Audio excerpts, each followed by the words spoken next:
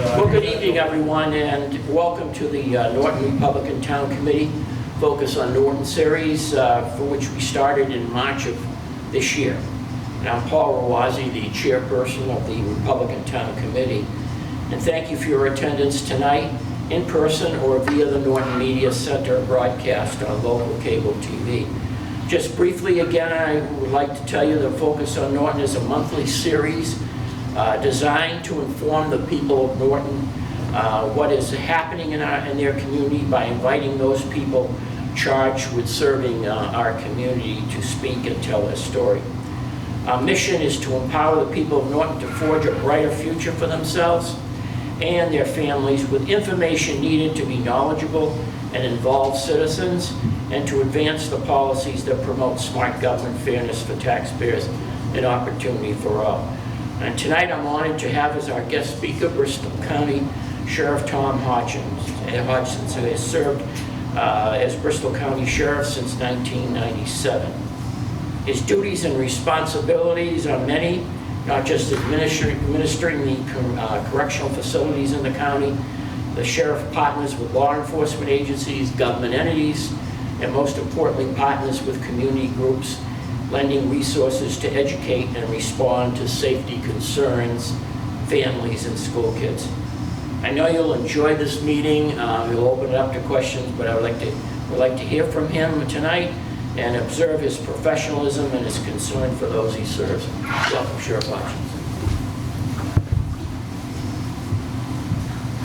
Well, thank you very, very much. The Norton Town Committee, Republican Town Committee, it's a real honor and pleasure to be here to talk a little bit about some of the things that we're doing here in Norton with the Bristol County Sheriff's Office. You know, when I first took over as sheriff, one of the things I said we needed to do was we needed to make sure that the Sheriff's Office was doing everything it could to maximize its potential to give the taxpayers back reinvestment on the cost of running our jails. And that included not just the work we're doing in the community, but also the benefits to the inmates on the inside, where everyone would win, and we maximize the opportunities to cut costs in cities and towns, provide services that would perhaps otherwise not get done, and give the inmates an opportunity to get out and begin to reprogram themselves in a way that when they were doing work in the communities, they would start to understand that when they were feeling good about doing good things for people,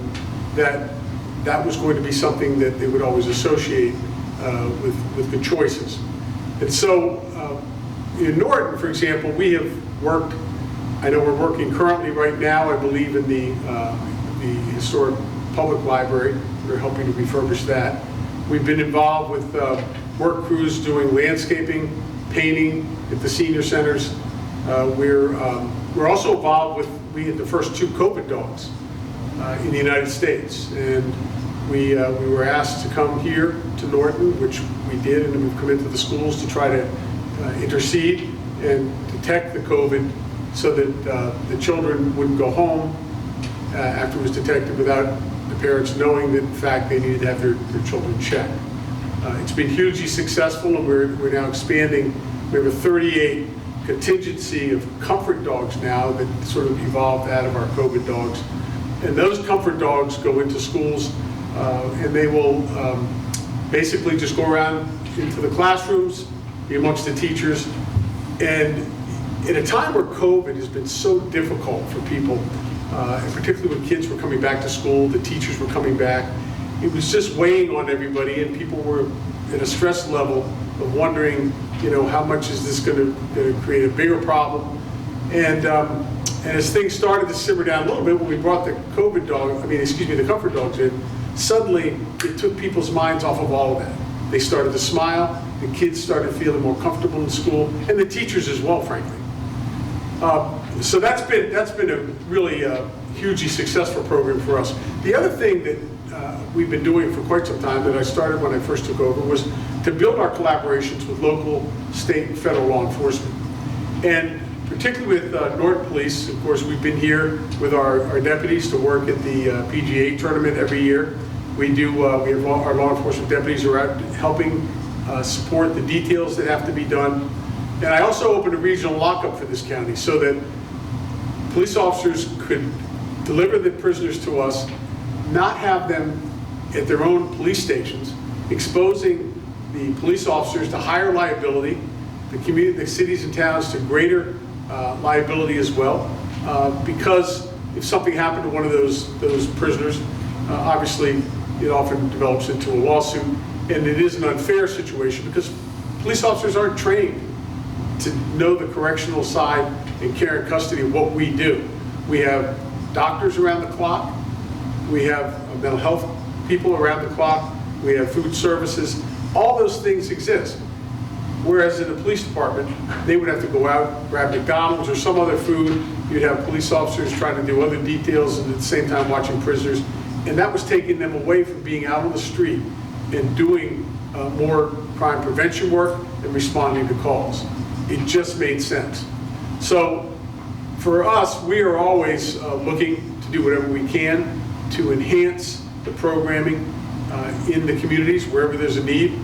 And so for the programs we've done here in Norton, I think it's over the years, and I'm talking years now, I know we've saved hundreds of thousands of dollars working in the housing authority, doing painting, landscaping, all these things that otherwise would be laid on the city or the town to take care of. And oftentimes that result in delay and perhaps not enough money to get it done as quickly as possible. But I will tell you, the issue that I spoke about in the very beginning was about these inmates. And you know, our job is not to punish the inmates. The judges did that when they sent them to prison. And when I took over, I said, my job is to do everything I can while I have them in my custody to be sure that we're adding tools to their life skill toolbox so they never come back. And as a result of that, they have gone out, some of them have gotten jobs, but they've worked out in the communities. After they left prison, they came back. Some went to where we worked in churches. Some of them they enrolled in those churches after they left. So it's a win-win for everybody, but importantly for the inmates, because when you have a selectman that walks up and says, hey, great job, thank you for doing this, or a citizen, that means the world to them, because most of them never got any thank yous when they were growing up, and were never really taught about responsibility or how they could do good things and ultimately get good feelings. So the town of Norton actually is as responsible as we are for this success that we're seeing with these inmates, and I'm very, very happy that we have this partnership. As we go forward, of course, we'll be looking to take on new initiatives. We have right now a juvenile program that we've had for many, many years, but is really ballooned in the last couple of years. It's called True Course. And we will be taking kids from Norton, from Fall River, from all different communities of Bristol County, and we take them up, for example, for a 3-day weekend up into the mountains. Everything's tied into life skills, how to read maps, a compass, why a compass is important with regards to your morals in life, the map to teach you that you have to get places, you have to understand how to follow the map, how to go, and where you want to go, and what your destination is. But the other thing we're finding is a lot of these kids, these are at-risk kids, who frankly, had we not been interceding, would likely, almost with 80% certainty, end up in our jail. And I'll tell you a story about a case early on that we had. A young girl, she was, I think, 13. She was a cutter. She was harming herself all the time. And she couldn't show any emotion. She wouldn't talk to her mother. She was failing miserably in school. Within 6 months of being in our program, that girl stopped cutting. She would sit with her mother and talk to her about all the things that were bothering her, cry, show her emotions, and she's getting straight A's in school right now. And these are the kinds of things that people might not think would happen in a sheriff's office, but the responsibility of the office of sheriff is to be the chief law enforcement officer in the county and to maximize the potential of every resource we have to keep people safe, and in this case, help this young lady get to a better place. These youth now not only get involved in these programs with our staff on a regular basis, but so do their parents. Their parents will come to meetings at night, and they'll start to understand that, oh wow, maybe I'm not alone. I always thought I was alone, and I didn't realize when this other parent was talking about this issues they have with their child, that they're going through the same thing I was. So this program has now evolved where we just got a $650,000 grant. We're one of 6 in the nation to get it. And essentially, we're now working with inmates who are parents who are incarcerated. And they now are working on their parenting issues inside. We have caseworkers who will be work for True Course, but also work inside, who will be connecting these parents to talk to their children and have conversations, obviously supervised over Zoom, about the whole issues of parenting and getting them to understand about the importance of our goals of getting these kids to healthier places, and the parents too. So there are probably going to be some families in Norton, like there are in every community, who might want to take advantage of this program. And I would encourage any parent who feels that their child could get involved in a program like this and really benefit to do so. There's no cost, and we have a phenomenal staff. We have social workers, caseworkers, and an amazing staff of counselors who take the kids out. In fact, I remember going on one outing down in Plymouth, I think it was, and so they were going to teach me how to get in a canoe, and I didn't realize they were going to tell me I had to dunk, and they were going to try to save me, but they did. And I think it was the following summer I decided, okay, I'll get in this competitive game they had, and it was the first time in my life I'd ever gotten a black eye. One of the kids gave me a good elbow in the eye, and of course I still have to let him forget it. But I told him, I said, I never thought this job was going to be this dangerous with one of my own kids. But it's a lot of fun. We are doing great things to rebuild these kids, and we expect that their track in life will not be where it otherwise would have been, which is probably coming through the front door of our prison. So with that, I would open it up to any questions, and there's no question that's inappropriate. In the Housing Authority, we realize that you have a program that will give our residents a tag that they can put on their refrigerator in an emergency. Oh, Who sure. to contact, who to reach. Important information for the people who are there servicing that emergency. You can go right to the refrigerator. Yeah. Can you expand on that, please? Sure, and I'm glad you brought that up because I did actually forget to get into probably one of the most important things we do for seniors in Norton and across the county. The program that you're referring to is called File of Life. And essentially what it is it's a 3-part card that asks for all the information about your medical history, your emergency contact, any medications you're on, any recent surgical procedures or things that you've had done medically, and it sits in a red pouch. All law enforcement, all fire and police in our county know when they come into a home for an emergency and the victim can't speak and convey any of the things they need to know. They know when they see that on the refrigerator, they immediately go to it, pull it out, so that they don't mistreat and give some medication that might be a contradiction to what the situation is. There are also, we have a whole host of other programs that we're doing for the seniors, one of which is Project Lifesaver. Project Lifesaver is a program that's designed for people suffering from Alzheimer's, dementia, excuse me, and autism. And essentially, what that program does is it provides a bracelet for the individual that's suffering from either of those 3 issues. And if they wander, because that could happen, they could be at home and you may walk in to do laundry or something and you turn around and they're gone. Excuse me. And so immediately you'd call the police. We would be notified. We would respond as would Norton. And we would triangulate coming in and we have receivers that would pick up the signal. As we got closer, we were able to hone in on exactly where the where the person would be. We generally will find them within a half hour. Because of the bracelet. Yes, because it gives off a signal. Excuse me. And so it's been hugely successful. We've had a lot of saves. Another one we do, which is very important, and I think some of the people are on this, some seniors that live alone. If you live alone, you may not have any family nearby. You would sign up for our program, and we would call you every day, usually around the same time every morning, and say, "Are you okay?" And that's the title of the program, "Are you okay?" We've been doing it for years. You would say, "I'm fine, yep." And the person calling might, it's the same person, but might have a little conversation with you, but not too long, because we got to get to a lot of others.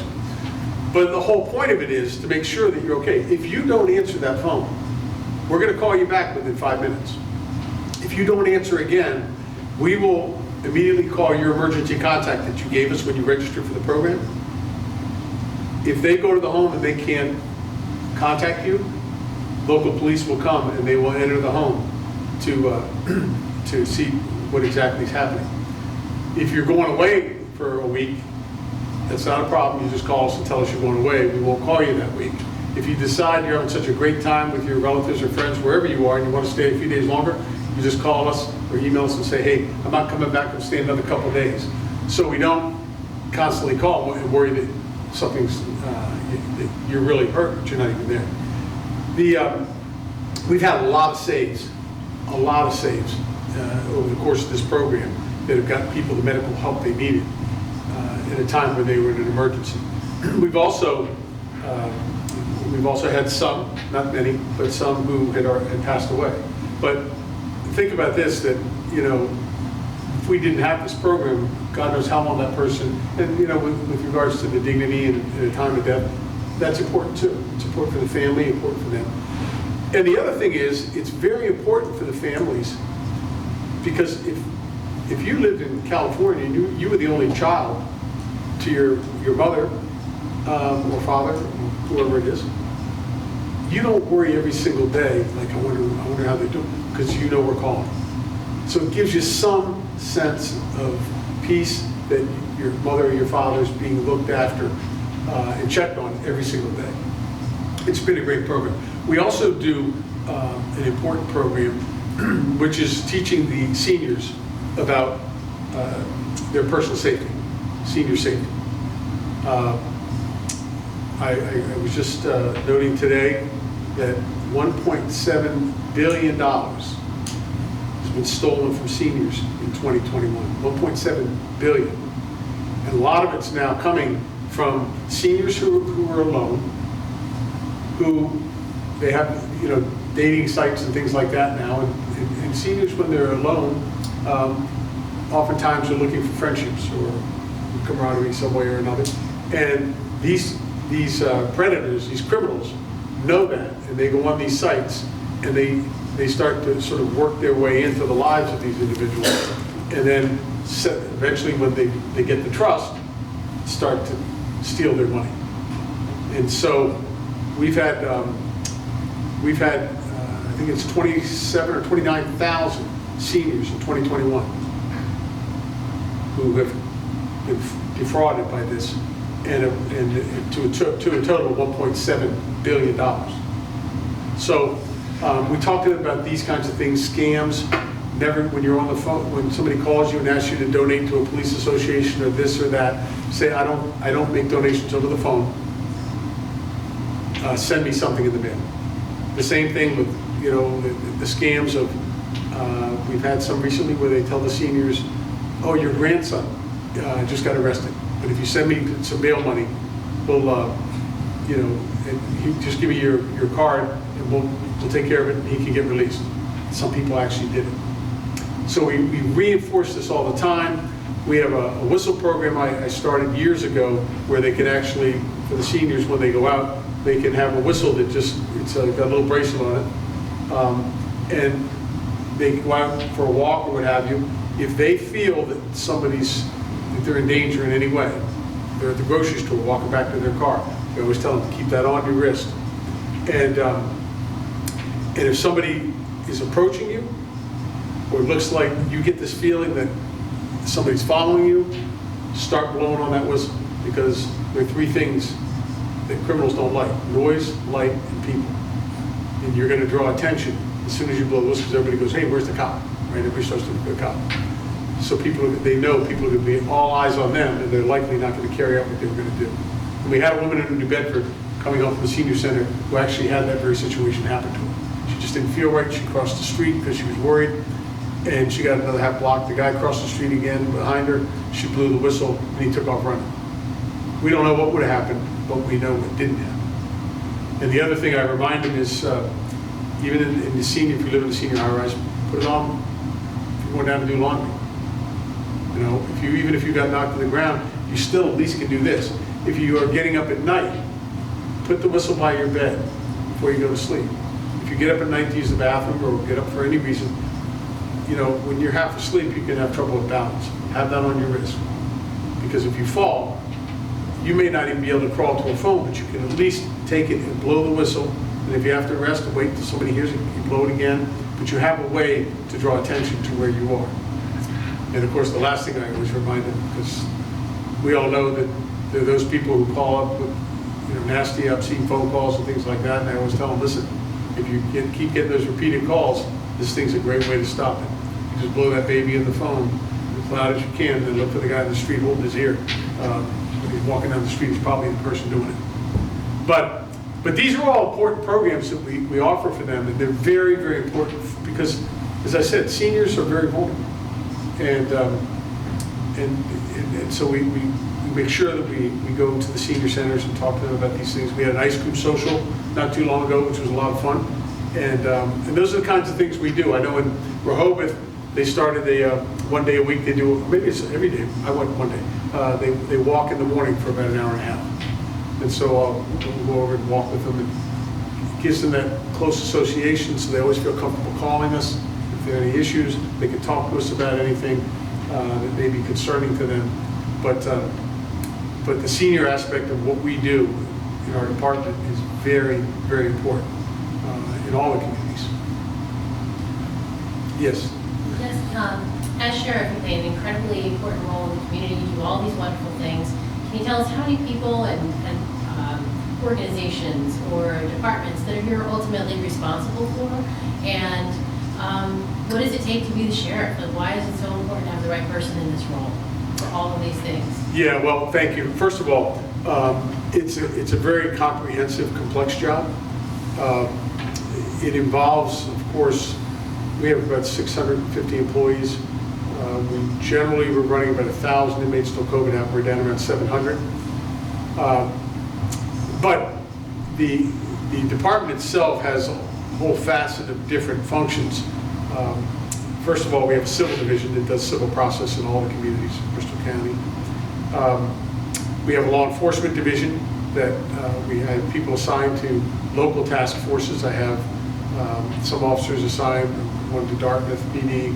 I have others assigned to other PDs where they actually work undercover. Let me tell you why this is important. Because there is no better intelligence center than the jail. Our people day in and day out are working with these inmates. And we have gang members, we have all kinds of different people that are in our facilities. We know the players. Imagine our corrections people who know all these players working in a police department out on the street. They'll see somebody that they know that may be associated with this one or that one. We can monitor phone calls on the inside, and we do.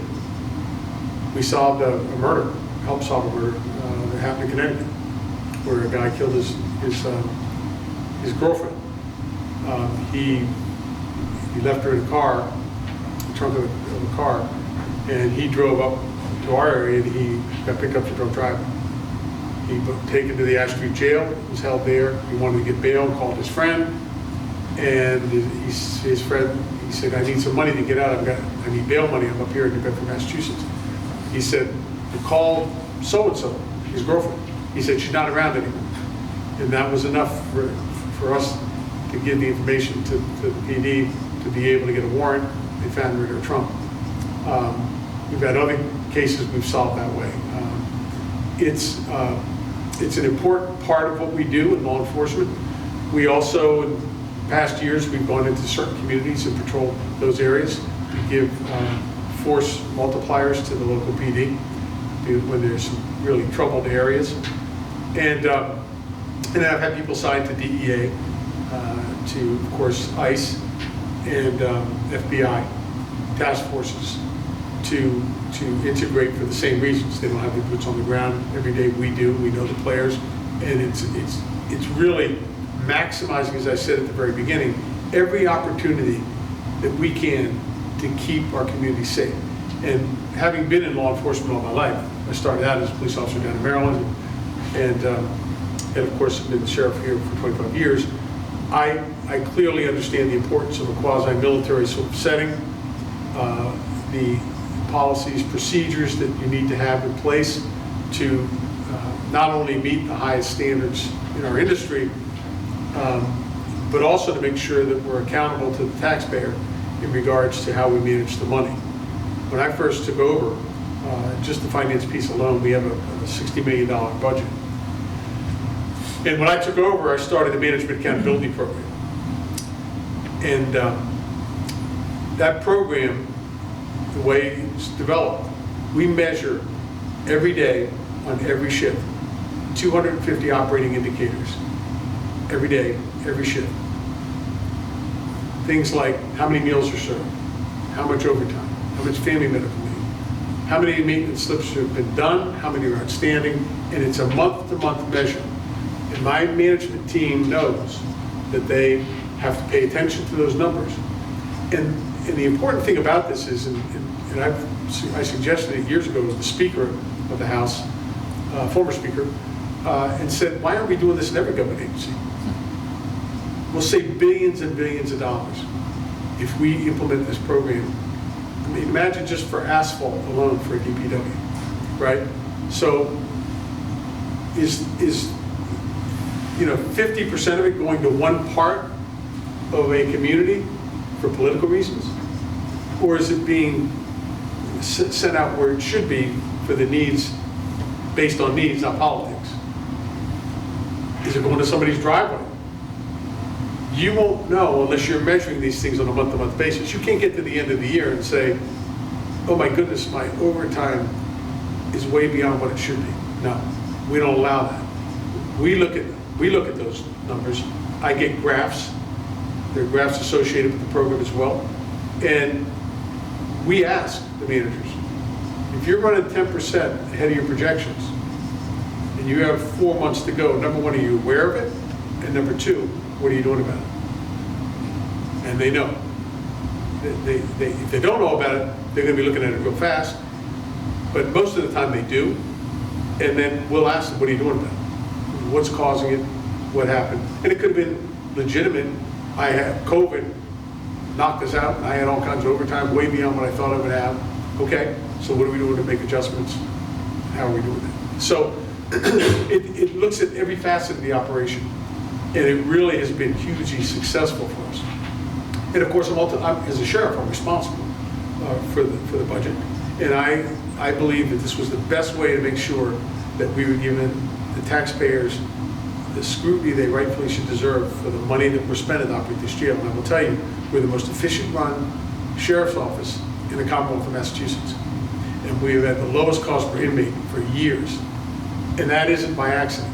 When you go down when you enter our property, whether it's the Ash Street Jail or Dartmouth, and you start to go down that driveway, you'll notice everything's in its place, the grounds are perfectly manicured. Those standards don't change when you walk in the door. They are all attributable to our culture, and they're attributable to really the great work that my staff do in embracing these challenges to reach higher levels of excellence on a regular basis. And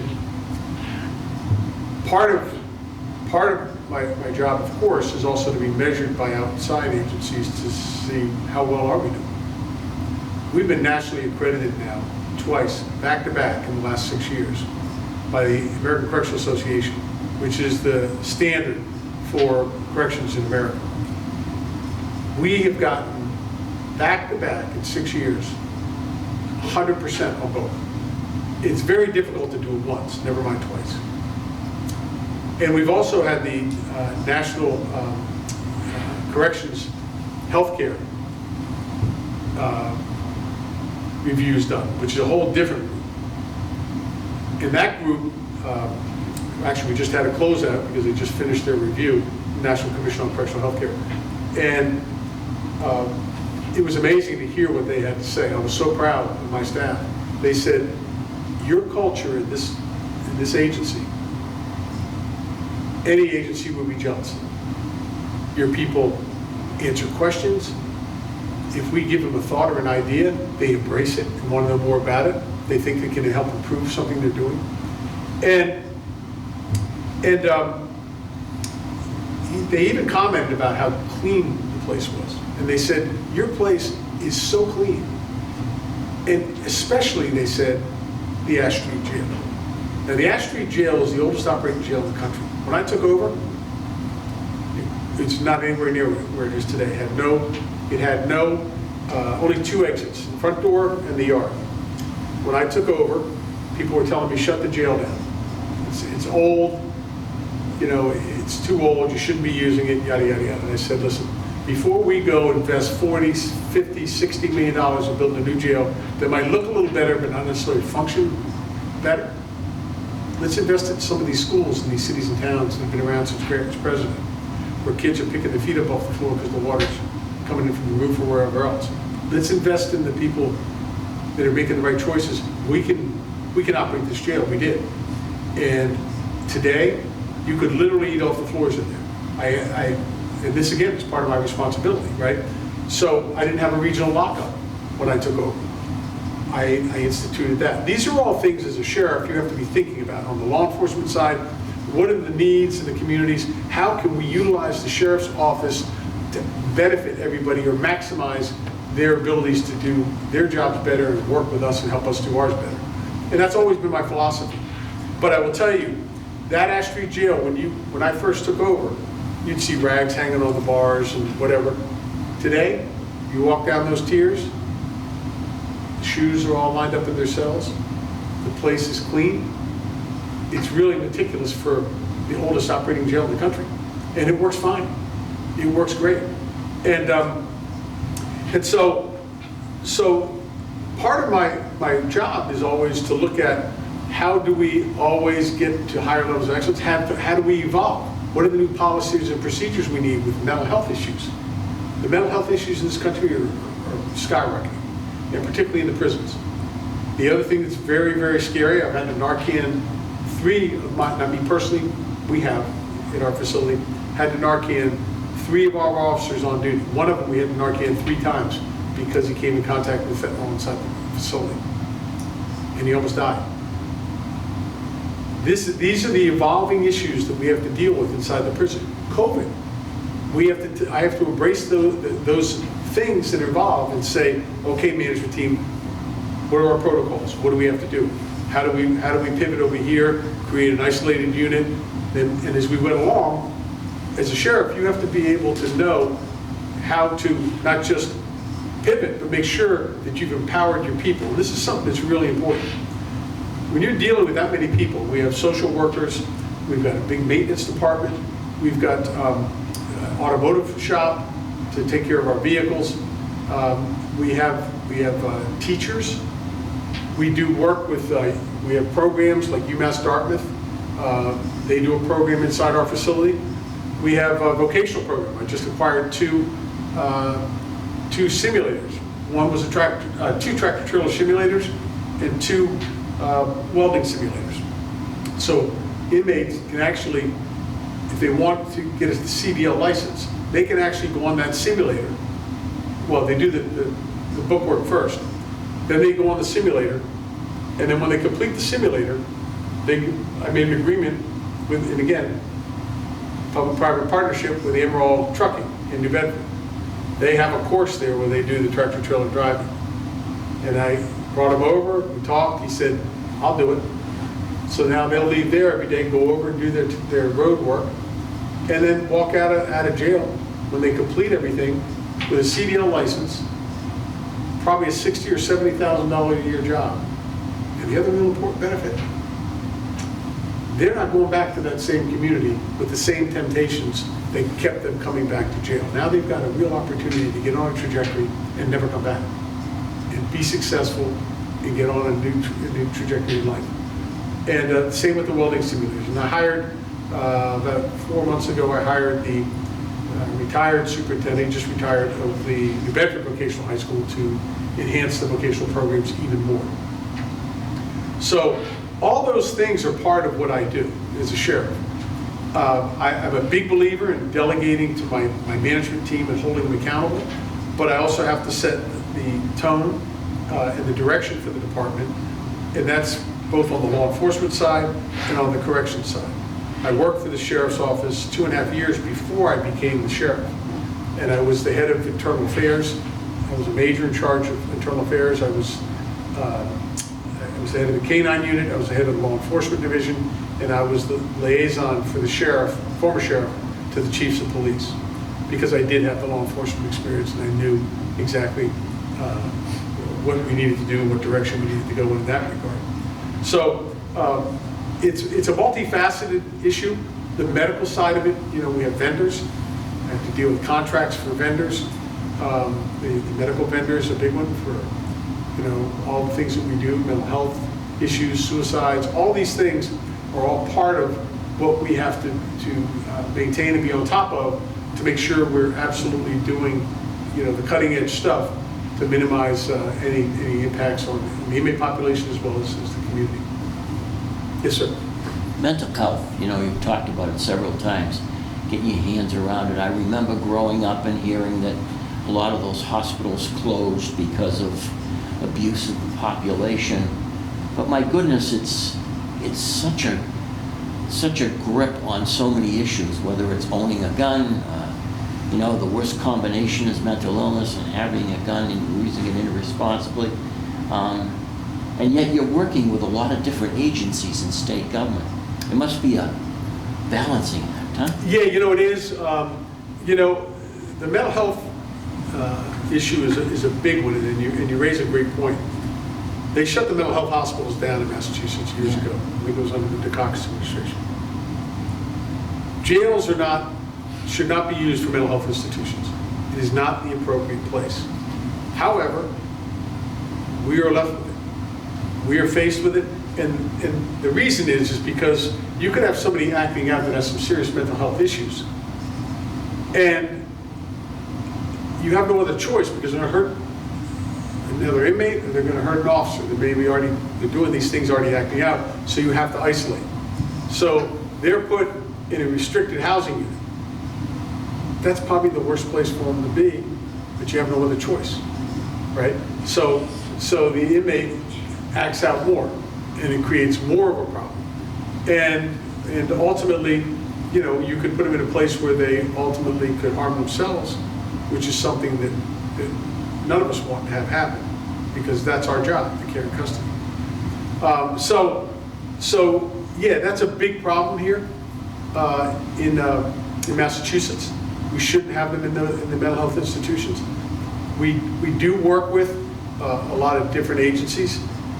We have to, but we also have programs. For example, we started the first discipline unit to deal with mental health challenges. Middlesex County we're the only one that has one. Middlesex County had a guy they just could not manage.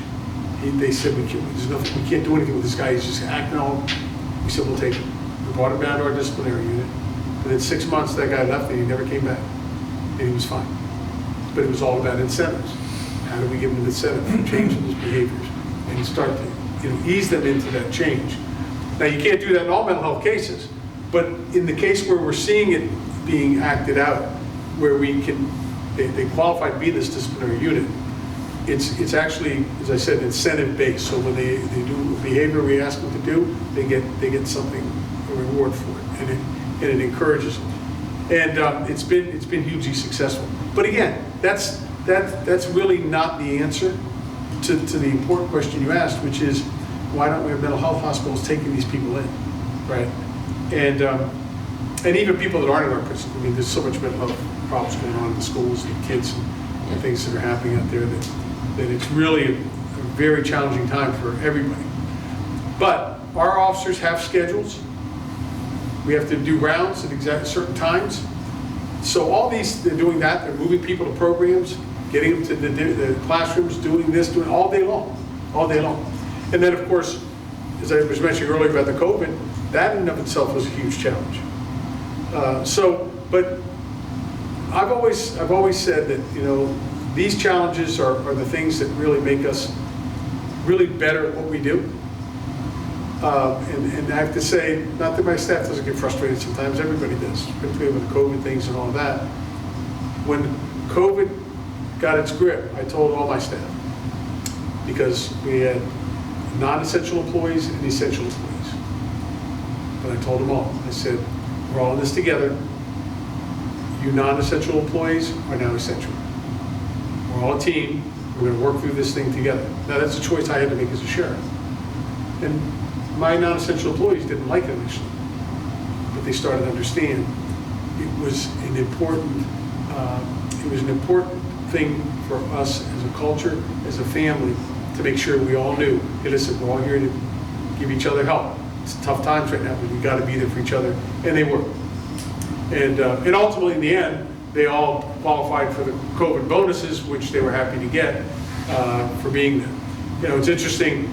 My people, we had to be tested every day. We all did if we went in when we got to work, and everybody stayed. Everybody was there. We didn't say you can work from home. Nobody was given that opportunity, and so they were rightfully there, putting their lives on the line as they always have, to protect the people of our communities and make sure these inmates were protected as well. Yes.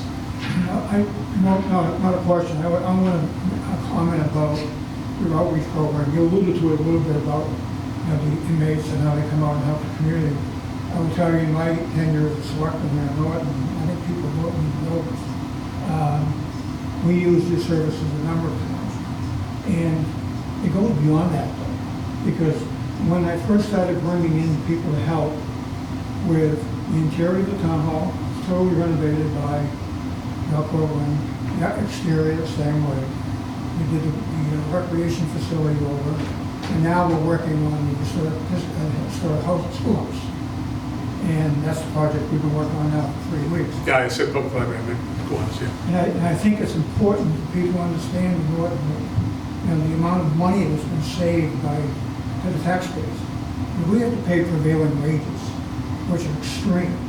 This is all free labor. Now, I don't know where you can find that in today's world, but it is a great program. And it works two ways. Because I've seen people come in, and we've had both male and female programs in our buildings. And people working in the building were kind of standoffish and kind of elusive to the group when they first came in. But as they worked with them, they realized the mutual respect from both sides. The inmates were very respectful, and they started getting it back. And it was a win-win for everyone. Because it opened everybody's eyes up to the programs that we're offering. And also shows that together we can get something done, and it doesn't have to cost us a fortune to do it. Town can afford to pay for it. Right. The project I'm working on right now is a total renovation of the exterior of the schoolhouse, which is 152 years old. We've got a 3-bay carriage house that we're renovating, and we're going to make a museum of it. You guys have been there for 3 weeks, and we're almost done. And if I had to go out and pay people to do what we have to do here, it would have cost us more money than we could have raised. Yeah, and you know, the great thing, you raise a great point about as well about the inmates, because think about when they do get out, that they can ride through Norton and say, hey, I helped refurbish that historic landmark. We had that happen actually in New Bedford. We refurbished the Butler Flats Lighthouse, where every day during the summer, we put them on a boat and send them out to the Butler Flats Lighthouse in New Bedford. And they refurbished that entire historic landmark, scraped the inside, outside, everything. Every Friday, we'd allow them to have a cookout right on the lighthouse balcony. And of course, they loved that. But I remember when it was all done, and at the time it was Mayor Rosemary Tierney, she wanted to do a press thing by the water, and there was one inmate left from the project. And it goes to your point. He said, he was allowed to speak. And he said, you know, I am so glad I had this opportunity to work on this project. He said, I'm going to be able, when I get out, to bring my son down here and tell him I refurbished this historic landmark. And I don't know if you're familiar with the IDDI school in Asogan. It's a residential facility for serious head trauma cases. They asked us, could we use your inmate work crew to build, we want to build a treehouse. They had an engineer. And I said, absolutely. That project was amazing. When you looked up in that tree, it looked like Willy Wonka's chocolate factory house. It was all crooked, but it was all how it was designed. The ramps themselves to get up there, you could have driven them with tanks. And the day we were doing the final ribbon cutting, there was only one inmate left. And he wanted to speak. Okay. He got up there and he said, you know, I'm convinced that God sent me back to jail so I can do this. So, you're right. It isn't just the benefit to the community and the cost savings, but as a community, Norton's helping these individuals to feel that they can be successful, they can be accepted, and they can do good things and make a difference when they come out. And I have a similar story, because I had a young man riding by on his bicycle one day when I was going into town hall with his son. And as he's riding along, I looked up and he waved at me, and I recognized him right away. And he pulled up and he said, you remember me? I said, yeah, I remember you. You helped us paint the outside of this building. And there he stood proudly telling his son about all the projects that they did around that building. Yeah, there you So go. there's another example of Yes. how it can happen. And I want to stress the fact that you can't get over the amount of quality of work we're getting on these guys. And I will tell you that if you feed them home-cooked meals, Yeah. they really I love that. Oh, yeah. My wife's been cooking and making them some great meals. But they're bending over backwards to get it done, and I just can't get over the amount, I know the amount of money we're saving. It's hard to saving us a fortune. Yeah. And we're getting things done so fast that even people that I work with every day are saying, I can't believe we're getting all this done so fast. Yeah. We And- expected it to take years. Yeah, and you know, they also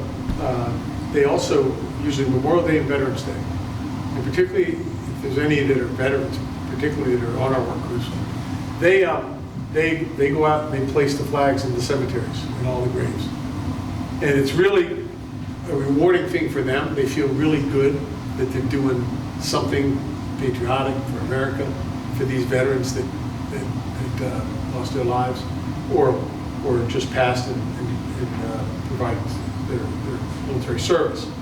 So it's a win-win for everybody. And there is no project, I would say, that we won't look at and entertain the possibilities of doing. So whenever you all have projects here in this town, don't be afraid to ask, because you'd be surprised. We have inmates with all different kinds of talents, and the idea is it's a win-win and an opportunity for all of us as a community to come together.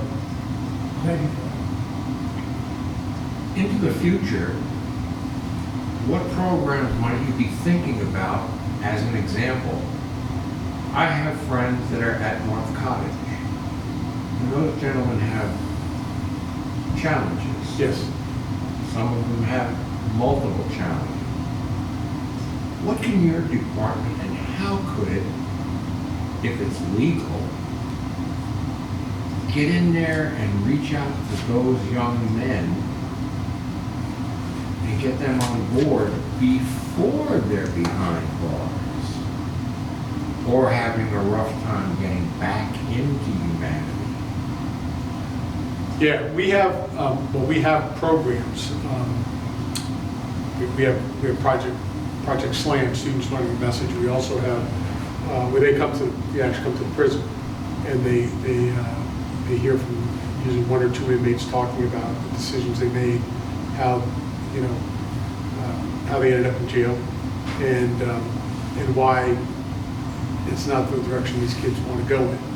We also, and then they get a tour of the jail. We also have extensive educational programs to talk to kids in the schools, but in particular where you have the situation with these at-risk kids,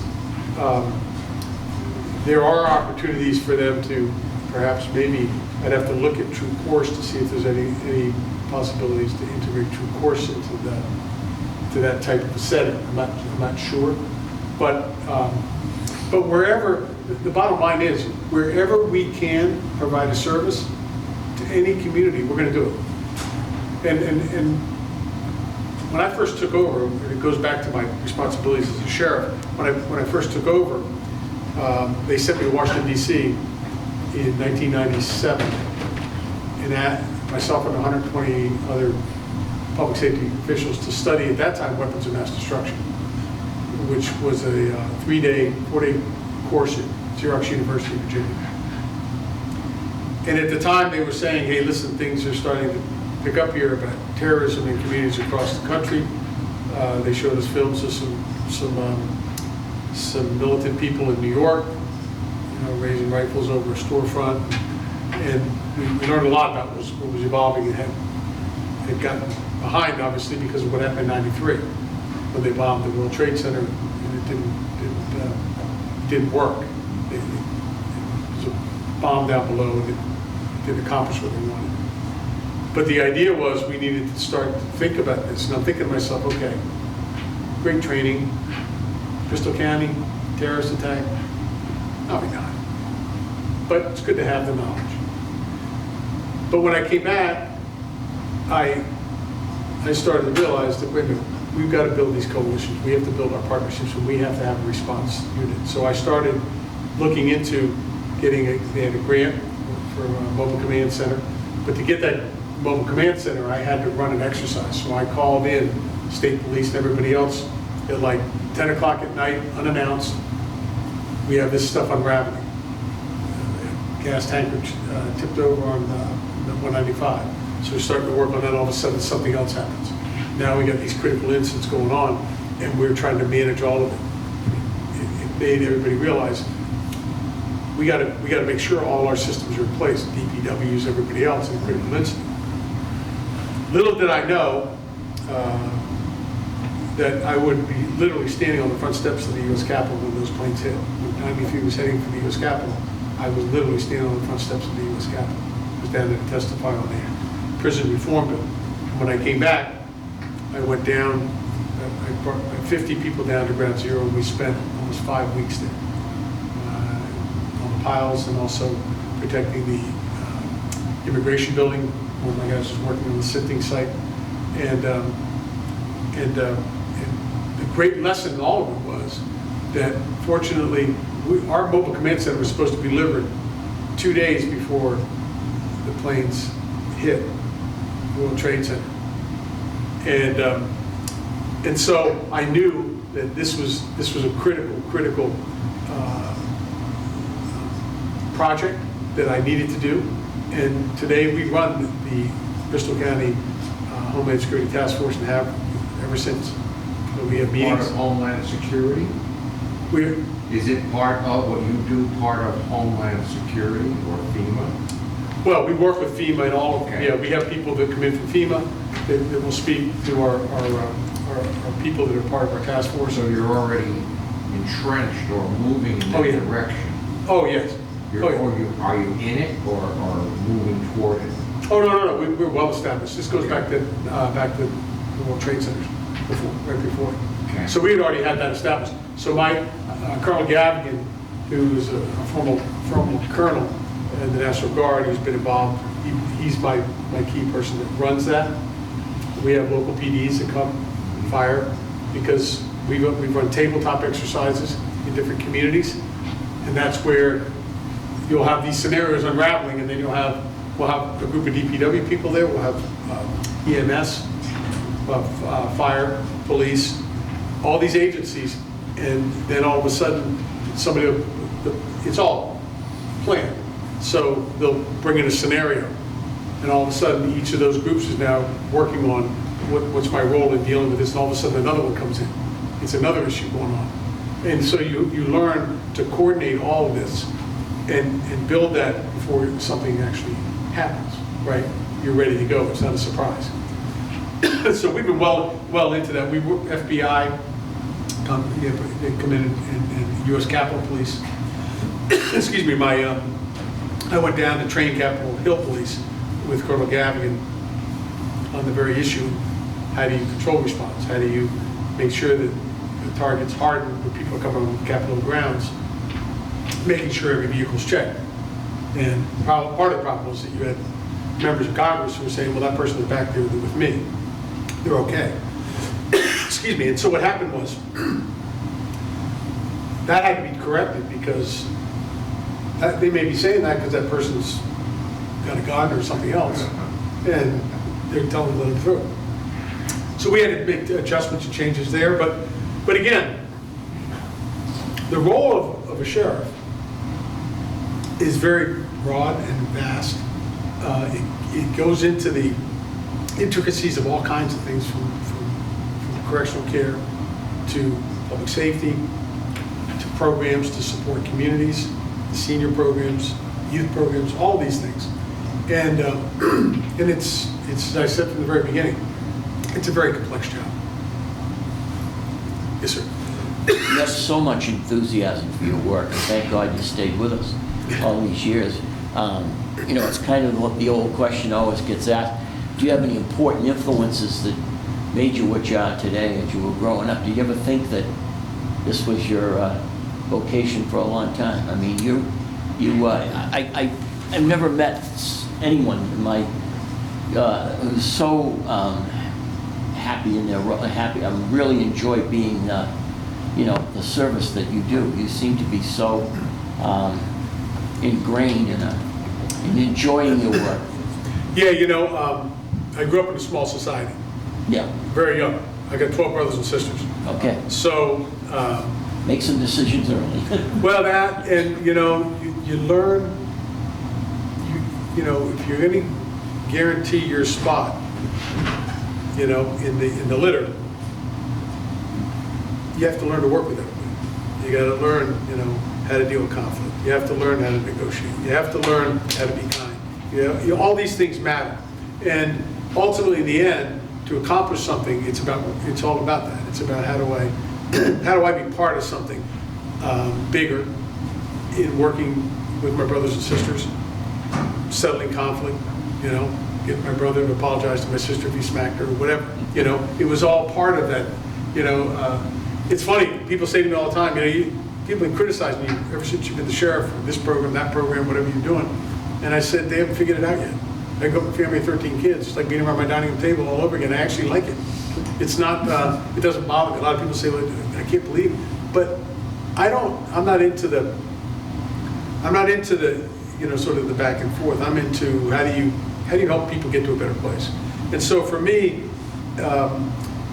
did I anticipate that I would be the sheriff of Bristol County? No. If you told me I was going to leave the place I grew up in, Chevy Chase, Maryland, and come to a state I didn't grow up in a county I didn't live in, and 10 years later be the sheriff, I'd say, what are you, nuts? But that's where life took me. And so, in a lot of ways, I mean, I have a passion for helping people, and certainly in law enforcement. That was where I started my career as a cop. I had two brother-in-laws that were cops, and I was sort of drawn to that. I did a stint in my brother's CPA firm as head of his legal services and marketing. So I have a business understanding and background as well, and all of that sort of all came together in a job that really needs all of that. It needs all of it. And so I'm satisfied being able to continue using all those things that sort of evolved in my lifetime, and to do things to help other people, and particularly with my staff, and teaching them how to, you know, overcome these challenges sometimes, and how to learn to work together.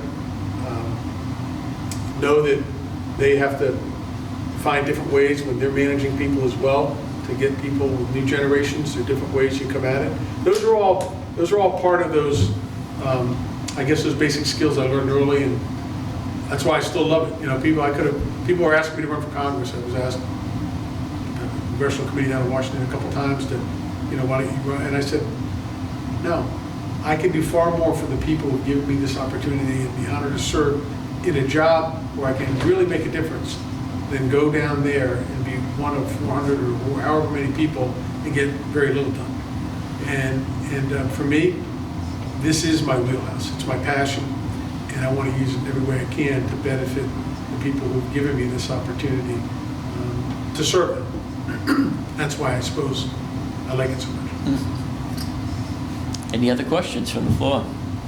Well, thank you, Sheriff. Thank you all. Thank you. I really appreciate that.